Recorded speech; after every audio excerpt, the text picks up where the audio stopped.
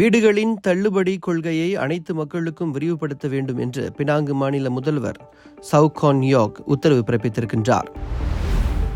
இன்று காலை 11 மணி நிலவரப்படி நாடு முழுவதும் உள்ள அனைத்து முக்கிய நெடுஞ்சாலைகளிலும் போக்குவரத்து சீராக இருப்பதாக தெரிவிக்கப்பட்டுள்ளது. ரேபிட் பஸ் நிறுவனம் அதன் ரேபிட் கேஎல் ஆன் டிமாண்ட் சேவைக்காக 13 புதிய மண்டலங்களையும் ரேபிட் ஆன் டிமாண்ட் என்ற புதிய முன்பதிவு செயலியையும் திங்கட்கிழமை அறிமுகப்படுத்தவிருக்கின்றது. போர்ட் கில்லானில் உள்ள தஞ்சோங் ஹராப்பான் அருகே படகு கவிழ்ந்ததில் உயிரிழந்த கணவன் மனைவி இருவரின் உடல்களும் இன்று காலை மீட்கப்பட்டதாக தீயணைப்புத் துறையினர் தெரிவித்தனர்.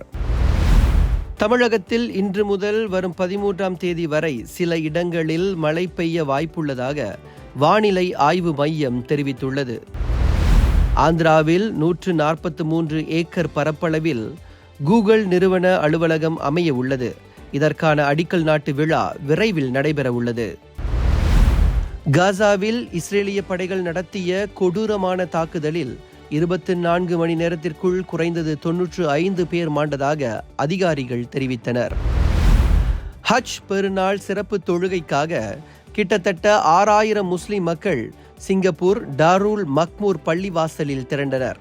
சுமார் 15 மில்லியன் வெள்ளி செலவிலான புதுப்பிப்பு பணிகளுக்கு பிறகு நீ சூனில் அமைந்துள்ள பள்ளிவாசல் ஹஜ் பெருநாளுக்காக அதிகாரப்பூர்வமாக திறக்கப்பட்டது. அமெரிக்கா, சீனா ஆகிய நாடுகளுக்கிடையிலான வர்த்தக பேச்சுவார்த்தை பிரிட்டனில் உள்ள லண்டன் நகரில் நாளை ஜூன் 9ஆம் தேதி நடைபெற உள்ளது.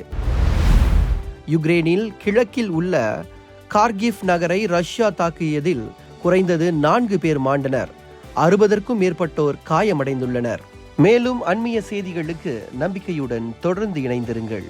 வணக்கம்.